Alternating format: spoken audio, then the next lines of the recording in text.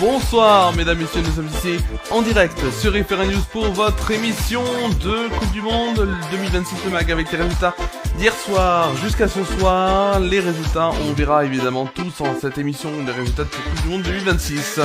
Ensuite, nous aurons l'actualité de la Coupe du Monde en 3 infos et vous allez voir, il y a du très très lourd aujourd'hui. Et ensuite, les matchs à venir, donc il y en a 3 jusqu'à demain et jusqu'au match qu'on attend tous, le premier match de l'équipe de France. C'est votre émission de Coupe du Monde 2026, le mag, on est en direct, il est 23h04. Et on va tout de suite commencer évidemment par les résultats. Les résultats, c'est tout de suite les résultats des matchs qu'on a eu ces dernières heures.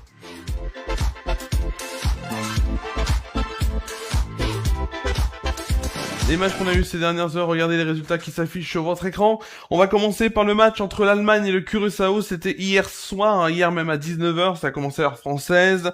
Et c'est un match totalement dominé par les Allemands qui réussissent leur début de Coupe du Monde. 7-1, c'est le score final. Félix Henscha, à la 6e minute, avait marqué donc le premier but pour l'Allemagne. Égalisation surprise de Livano Comencia plutôt, à la 21e minute, mais ensuite les Allemands ont roulé, ont mis évidemment la vitesse maximum avec Nico Schlotterbeck, 38e minute, 2-1. Ensuite Kai Havertz, premier but donc à la 45e minute dans les arrêts de jeu, 45e plus 5. Ensuite, Jamal Musiala à la 47e offre le 4e but à l'Allemagne. Ensuite, 68e minute, c'est Nathaniel Brown qui ajoute aussi donc sa patte évidemment pour cette victoire allemande, 5-1. Dennis Wondo, 78e minute pour le 6-1. Et enfin, un doublé de Kai Havertz, donc 88e minute. Donc ce match qui se finit sur un 7-1. Les Allemands évidemment qui commencent très très bien leur Coupe du Monde. Ensuite le Pays-Bas jouait contre le Japon, une première mi-temps assez pauvre en occasion, sans but et plutôt pas ouf à regarder, mais en deuxième mi-temps, ça a changé, puisqu'il y a eu un but notamment de Virgil van Dijk pour l'ouverture du score, ouverture de la marque pour les Hollandais, 51e minute. Ensuite, Keito Nakamura pour le Japon en a décidé autrement et a égalisé, donc à la 57e. Ensuite, on a eu un autre but des Pays-Bas, 64e avec Crescencio Summerville. Mais les Japonais n'ont pas dit leur dernier mot et à la 89e minute, Daichi Kamada a égalisé 2 buts partout donc dans ce match entre le Japon et les Pays-Bas. Ensuite, dans la nuit, en France évidemment, puisque la Côte d'Ivoire joue contre l'Équateur, il n'y a pas eu beaucoup d'actions, du moins il n'y a pas eu d'actions dangereuses, quoique ça a quand même été un match assez serré en termes notamment de possession, et Amad Diallo Traoré à la 90e minute a offert le match donc et la victoire à la Côte d'Ivoire qui s'impose 1-0. Ensuite, dans la nuit, donc en France métropolitaine, la Suède s'est largement imposé face à la Tunisie, 5-1. Début de Yacine Aouari à la 7e minute. Ensuite, Alexander Isak, lui, donc pour la Suède a marqué le 2e but suédois. Omar Rekik, lui, à la 43e minute, a réduit le score à 2-1, mais les Tunisiens n'ont pas fait, malheureusement, n'ont pas réussi à maintenir un score de 2-1 qui aurait pu leur faire permettre d'égaliser, puisque Victor Gyoeres, à la 59e minute, donc, a marqué le 3e but suédois. Mathias Svenberg, à la 84e minute, a encore marqué un but suédois, donc pour le 4-1. Et ensuite, le 5-1, c'est un doublé de Yasin Ayari, qui à la 90e minute plus 6 dans le temps additionnel a alourdi la marque à 5-1, et on va voir que ce match aura peut-être ou pas des répercussions, notamment sur l'entraîneur donc de cette section tunisienne, Sabri Lamouchi. On passe aux résultats d'aujourd'hui avec notamment Espagne-Cap-Vert, match nul 0-0 au terme de cette rencontre. Une contre-performance pour les Espagnols, avec notamment une possession espagnole quand même incroyable, plus de 70% de possession. En termes de passes, 800 passes à 278 passes pour les Capverdiens. 27 tirs à 4, donc 27 tirs pour les Espagnols, 4 pour les Capverdiens. 27 tirs, donc 7 cadrés, donc 20 tirs non cadrés. Et enfin, 11 corners pour les Espagnols à 1 seulement pour les Capverdiens. 0-0. Comme on dit, dominer n'est pas gagné. Et enfin, on termine par le match qui s'est terminé il y a quelques minutes.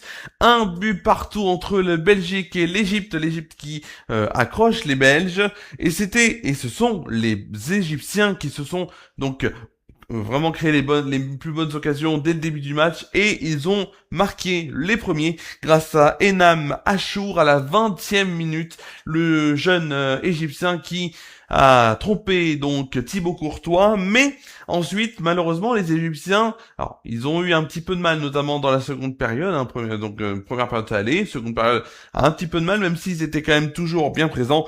Et Mohamed Hari, malheureusement à la 66e minute, a marqué contre son camp. Il était pressé par Romelu Lukaku qui venait à peine de rentrer, et il a sur un centre belge mis le ballon dans ses filets. Donc un but partout, c'est le dernier résultat évidemment avant les matchs qui auront lieu dès minuit. On verra ça dans les rendez-vous, les matchs à venir évidemment en fin d'émission. Tout de suite, on va aller sur les actus de la Coupe du Monde, donc avec 3 actualités, et vous allez voir, c'est vraiment du lourd aujourd'hui.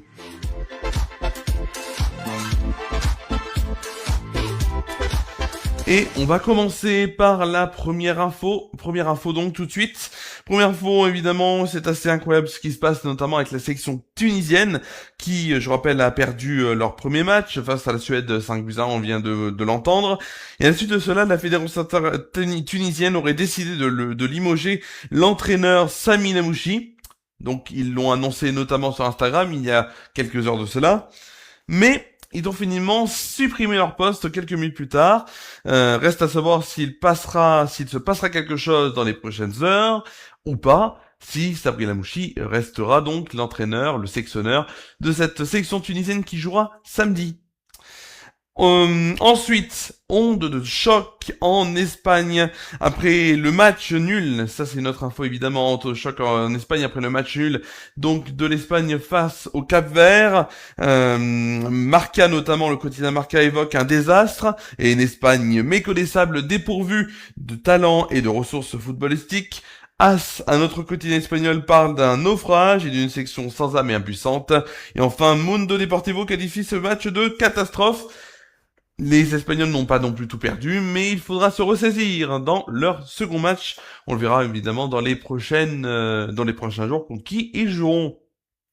Et enfin, dernière info, évidemment, avec des matchs qui, vous l'avez sûrement vu si vous regardez notamment ce mondial sur M6, des matchs qui commencent souvent en retard depuis le début de cette Coupe du Monde. Mais alors pourquoi, et on se demande pourquoi c'est ainsi. Alors, notamment il y a eu 6 minutes de retard pour Mexique-Afrique du Sud. Alors c'était un match évidemment qui contenait une cérémonie d'ouverture pour le Mexique. 4 minutes 27 pour Brésil-Maroc. Alors la BBC notamment explique et souligne l'entrée tardive des joueurs sur le terrain, et aussi un protocole qui s'est allongé puisque maintenant les joueurs sont autour du rond central, du rond central. Et ça veut dire que c'est plus long que de se mettre juste en ligne et ensuite d'avoir les différents hymnes et de se replacer. C'est beaucoup plus long d'aller jusqu'au rond central. Donc déjà l'allongement, évidemment, du protocole, et aussi la culture sportive américaine, puisque la plupart des événements commencent en retard, notamment à la NFL et la NBA, ils commencent tous en retard. Donc c'est aussi une mode chez les Américains, et ce mondial, comme on le sait, se déroule autant bien en Amérique, aux États-Unis qu'au Mexique et au Canada. Tout de suite, c'est la fin évidemment de ces actualités de la Coupe du Monde, et nous allons aller sur les matchs à venir, c'est tout de suite.